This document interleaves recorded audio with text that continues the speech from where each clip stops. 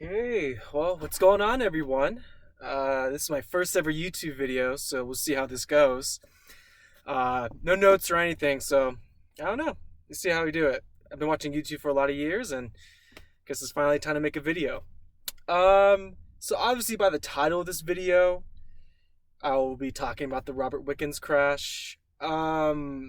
You know, I've always wanted to start like an IndyCar Formula One YouTube channel, just to kind of talk about my thoughts about the race, um, different strategies, see what teams could have done what better, and just my initial reactions to it. But I really never thought it would be this kind of a situation that would bring me to YouTube. I thought it would be, I don't know, Fernando Alonso, got my McLaren Honda hat here, bringing McLaren back to the top of the podium, or just to the podium in general. That looks like it'll be a pretty tough task for them. Or, my favorite IndyCar driver, Hinchcliffe, winning the 500 or the IndyCar Series Championship. That's what I kind of thought, okay, I'll kind of start making a video. But unfortunately, we're going to talk about a pretty serious incident that took place this past Sunday.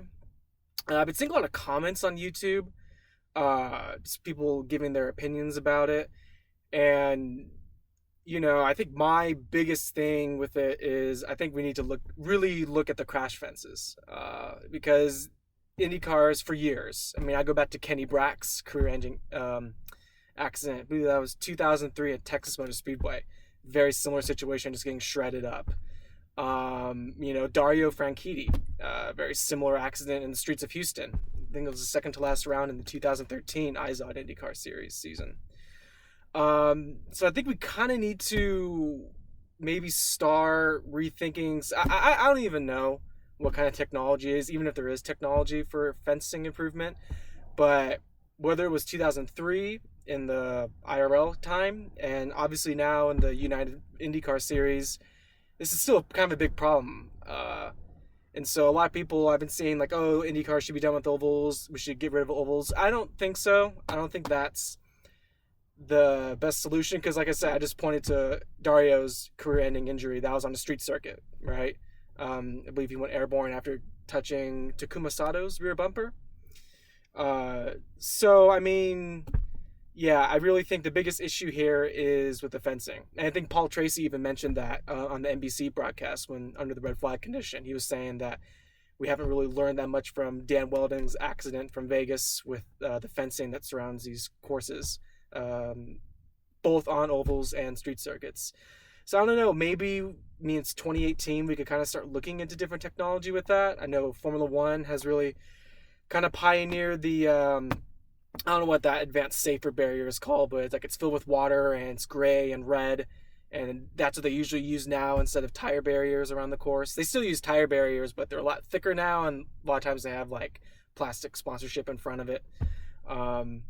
So yeah, obviously a horrible accident. My prayers are with Mr. Wickens and his family. Very, very glad that it definitely seems like he'll be able to recover from these. I think as of right now, today's the 20th of August. And so as of right now, I believe it was an injury to his right arm, leg, lungs, and I think they're still looking at the orthoscopic surgery for his spine. So nasty accident. It's I don't know really what to say. I mean, we had Bourdais last year out for the rest of the year. Or no, I think he came back at Gateway. But his horrible accident at Indy. Scott Dixon was like a few centimeters away from having a much different outcome at Indy last year from his horrific crash. Still can't believe he just had like a little limp on his leg after that one. But I think the biggest issue I have here is with the fencing. And I don't know if that is really a realistic fix, but I don't know. I just can't really see anything else, because I mean the safer cells in these cars are phenomenal. The safety cells, pardon me. And so definitely, I don't even want to know what the result would have been had Wickens been riding in a 90s, Lola or a Reynard chassis.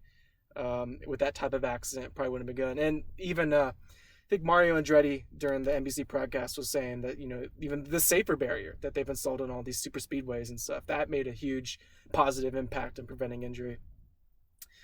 So yeah, that is it really. Um, I really don't know how many views this is gonna get, and but if you do leave a comment, I appreciate you watching, and hopefully we can continue as a IndyCar community, Formula One community, World Endurance Championship, whatever.